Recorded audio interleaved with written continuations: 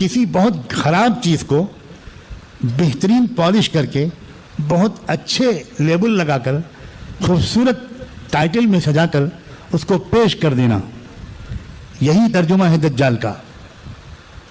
اور آج کل کا یہ کلچر کیا اسی پر ڈیپینڈ نہیں کرتا ہے؟ کیا اسی پر کھڑا ہوا نہیں ہے؟ پوری تہذیب یہی ہے۔ عجیب بات ہے، وہی لڑکی اگر گھر میں خدمت کرے، اپنی ماں کی خدمت کرے، اپنے باپ کی خدمت کرے، ساس سسر کی خدمت کرے، شوہر کی خدمت کرے، تو وہ دقیانوس ہے، وہ گھر سے باہر نہیں نکلتی، وہ مرد کے شانہ بشانہ کام نہیں کرتی، وہ بہت اولڈ فیشن عورت ہے۔ اور وہی لڑکی اگر وہ ہوٹلوں کے بستر ٹھیک کرے، غیر مردوں کا استقبال کرے، ہوٹلوں میں میزوں پر لا کر آنے والے لوگوں کو چائے، کھانا اور شراب پیش کرے، وہی عورت کی تصویر ٹوائلٹ کی صاف کرنے والی برش پر بھی ہو، یہ عورت کی عزت ہے؟ اس زمانے کی عورتوں کو ہوا کیا ہے؟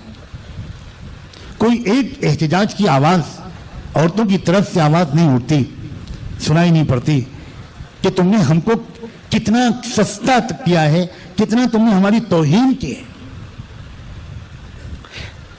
ایک صابن نہیں بک سکتا ہماری ننگی تصویر کے بغیر۔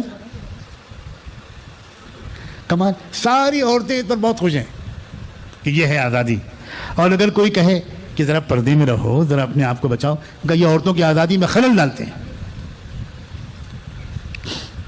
یہ بہت بیکورڈ لوگ ہیں۔ واقعی یقین بڑھ گیا اللہ کے رسول کی اس بات پر کہ عورتوں میں سمجھ کی کمی ہوتی، یقین بڑھ گیا۔ اگر عورتوں میں سمجھداری ہوتی تو وہ سب سے زیادہ آگے بڑھ کر مخالفت کر رہی ہوتی اس موجودہ تہذیب کی۔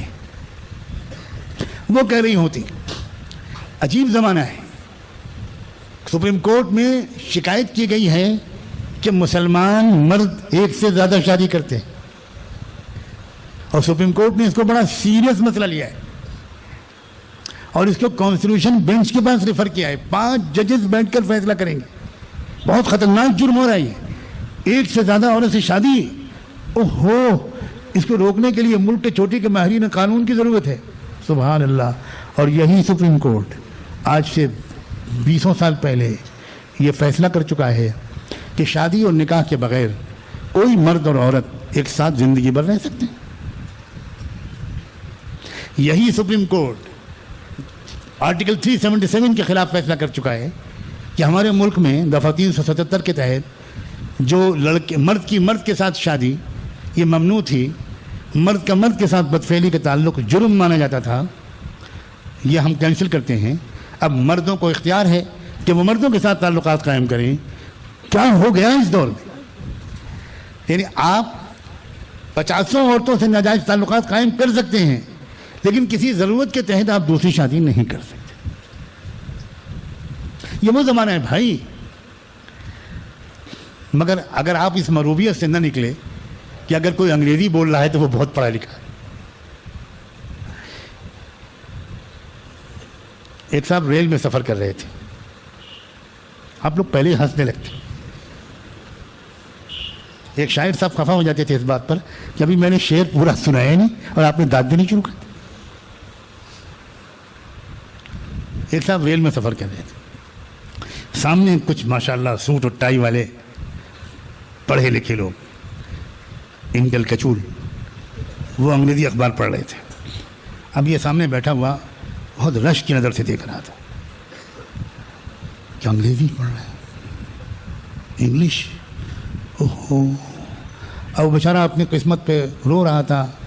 ممکن ہے باتھ روم جا کے تماچے بھی لگائے ہوں کہ میں انگریزی نہیں پڑھ سکتا، لیکن ظاہر یہ نہیں کرنا چاہتا تھا کہ میں انگریزی نہیں پڑھ سکتا، ظاہر یہ کرنا چاہتا تھا کہ میں انگریزی پڑھ سکتا۔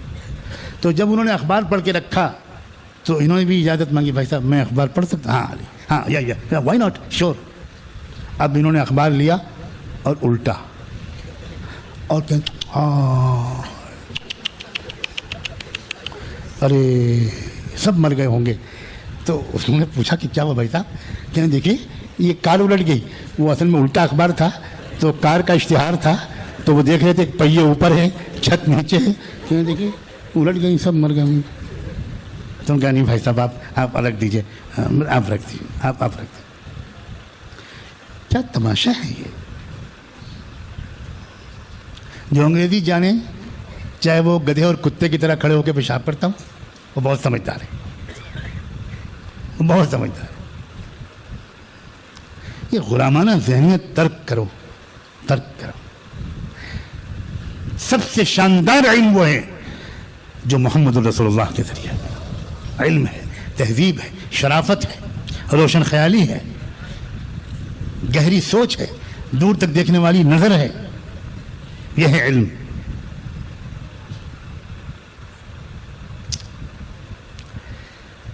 جو اس علم کی توہین کرے وہ جہالت کا امام ہے. وہ نہیں جانتا، وہ بالکل نہیں جانتا کہ علم کسے کہتے ہیں.